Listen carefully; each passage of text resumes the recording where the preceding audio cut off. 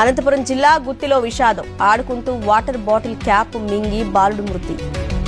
ఇది చాలా బాధాకరమైన ఇన్సిడెంట్. మీ పిల్లలకి ఇలా జరగకుండా ఉండాలంటే మీరు తీసుకోవాల్సిన జాగ్రత్తలు ఏంటి? First, anything which is round, small and hard, అంటే ఏదైనా చిన్నగా, రౌండ్గా, హార్డ్గా ఉంటే అది మీ పిల్లలకి అందుబాటులో లేకుండా చూసుకోండి.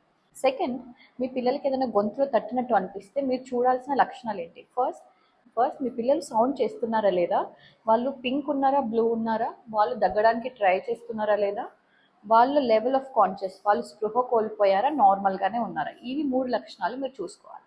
ఒకవేళ వాళ్ళు దగ్గడానికి ట్రై చేస్తున్నారు, నార్మల్ కలరే ఉన్నారు, నార్మల్ కాన్షియసే ఉన్నారు అంటే మీరు దాన్ని నోట్లో పెట్టి తీయడానికి ట్రై చేయొద్దు, వాళ్ళని దగ్గడానికి ట్రై చేయనియండి, వాళ్ళని అబ్జర్వ్ చేయండి. ఒకవేళ వాళ్ళ సౌండ్ రావట్లేదు, స్పృహ కోల్పోతున్నారు, దగ్గలేకపోతున్నారు, అసలు మాటలు రావట్లేదంటే that's when you need to interview. ఆ టైంలోనే మీరు వాళ్ళని సేవ్ చేయాల్సిన అవసరం ఉంటుంది. ఈ సిచ్యువేషన్లో మీరు మీ పిల్లల్ని ఎలా సేవ్ చేయగలుగుతారు? దానికోసం ఈ వీడియో చూపించినట్టుగా పిల్లల్ని వెంటనే రివర్స్ చేసేసి తల కొంచెం కింది వైపుగా ఉండాలి.